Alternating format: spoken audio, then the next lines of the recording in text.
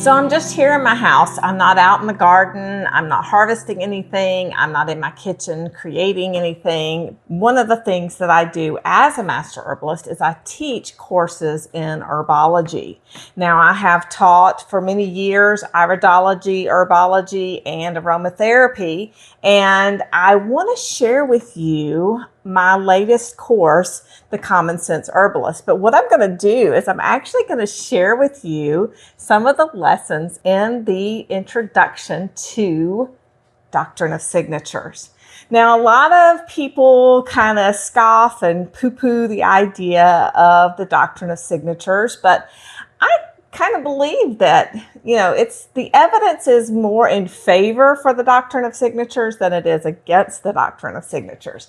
So let's talk about what Doctrine of Signatures are. So the Doctrine of Signatures is a method used from ancient times to determine the healing benefits of a plant as it aligns with or matches the organs and systems of the body. Or with the symptoms that the person may be experiencing. And those, it's believed that if you find a match by different shapes or where it grows or things like that, that you can help alleviate some symptoms being experienced. In other words, if the color or shape of the plant could be matched to a body part or presenting symptom, it was a sign or a signature of the healing benefits of the plant for the health and well-being of that person. So in our first video into a sneak peek into the Commonsense Herbalist, we're going to look at shape and how the shape of different plants, herbs, foods can make a difference. So the shape of a plant or herb is how herbalists have determined which plant part would be best to support and nurture the body. Now, there's a whole lot more to it than that. We're going to cover size and color, environment, and texture as well, because there are a lot of hints that our plants give us as to how they help the body. So let's just do a quick review. So the shape of the plant or part of the plant itself or a part of the plant may resemble a part of the body that it supports. The size of the plant, or again, the size of part of the plant, may be a clue as to which part of the body it will support, build, or nourish. The color of the plant or the fruit, the roots, may match a specific color of a humor of the body. So think when someone gets a cold and they're congested and it's yellow and icky. Guess what? There are certain plants that have a yellow color to them. So we'll talk more about that when we talk about color. Again, environment and location can tell us something about matching as well as texture. Some plants have thorns, some are soft, some have resins, and those different textures can help us as well. So let's talk about shape again.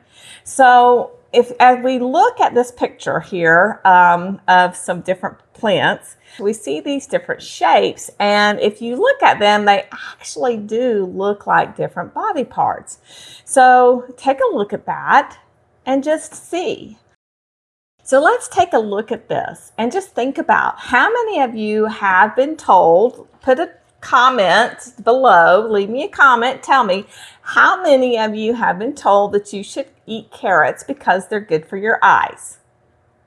Okay, I was told that growing up, and of course I wanted to eat carrots because as you saw me put off my glasses, I have had to wear glasses. Now I can't say that the carrots actually cured my vision or anything like that, but carrots are high in antioxidants, and the eyes and the liver both love antioxidants. Those two organs need more antioxidants than any other organs of the body.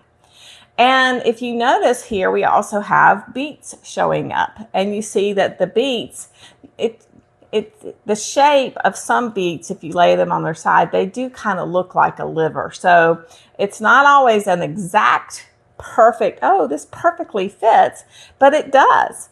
Take a look at the avocado and think about a woman's womb and the baby growing inside. Isn't that a beautiful picture? And we know that avocados they have good fats, and they support the reproductive system, and especially women, and they're very good for women during pregnancy. Did you notice the grapes? That big cluster of grapes? Well, guess what? Grapes are good for both the lungs and the bronchioles. And if you look at how they're shaped, the entire cluster looks like a lung. And the little bitty grapes, each individual grape looks like a bronchiole.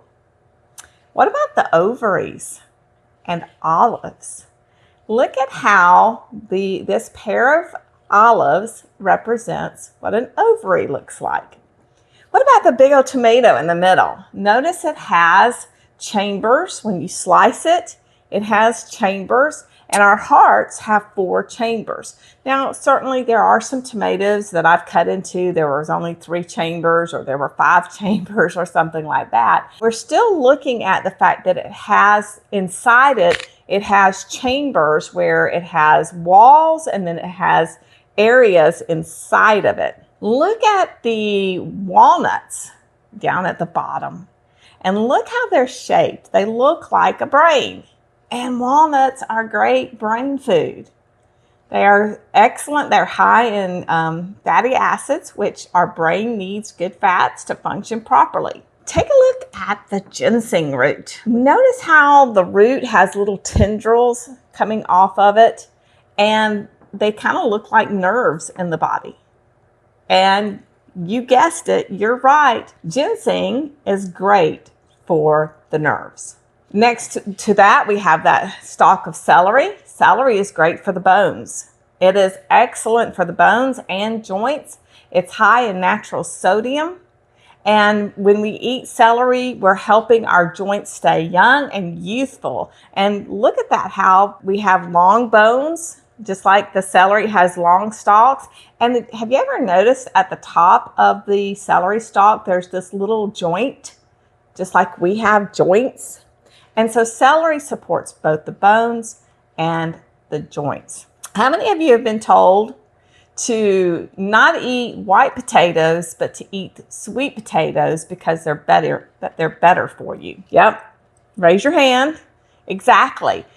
White potatoes are full of starch. They convert to sugars easily, whereas sweet potatoes, even though we call them sweet potatoes, aren't as high in the starches and calories. They don't convert over to sugars as easily. They actually look like they have the shape of our pancreas, and they help maintain healthy blood sugar levels. Now, don't get me wrong. I don't want you to go out and start putting tons of sugar and things like that on your sweet potato, because I know that some people that put like cinnamon, maybe some cinnamon and sugar. Don't do that.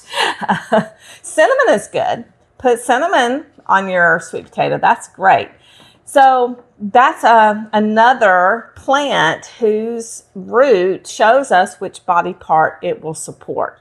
When you slice citrus down, instead of peeling it apart and taking the little parts, the little wedges, and eating them, if you slice it, you'll notice that there are little pulp-like areas inside the orange or the grapefruit. And citrus fruits support breast health. They're also high in antioxidants and vitamin C, and they are very helpful for women in supporting breast health.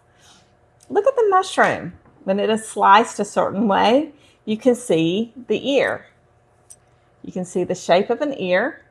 And mushrooms are known to help with healing. Let's go back up to the top where we have the picture of the figs, and notice that these do look like the male testicle, and that the inside of it is full of little parts that could look like sperm. And so the fig is known to help with the male reproductive system as well. So there you have it. This is a little peek inside my course that I do together with my colleague Judy Masters, called the Commonsense Herbalist. This is just an introduction This is just showing you how herbalists from times past would choose the different herbs or plants that they were using to either nourish and support the body, to help cleanse or strengthen the body. And this is called Doctrine of Signatures. So I hope you enjoyed that little tidbit, that little sneak peek into the Commonsense Herbalist, one of the modules that we have in the Commonsense Herbalist. You can go to my website and see, I'll drop a link below in the comments to the course. If you're interested, please check it out because it's a lot of fun. We cover more than Doctrine of Signatures, but I'm going to do another video. I'm doing a series of videos where we cover, I'm just giving you a peek into the Doctrine of Signatures. We're going to cover, not only are we going to cover shape like we did today, we're going to cover texture, color, size, and the location and environment where plants grow to see how these things match up.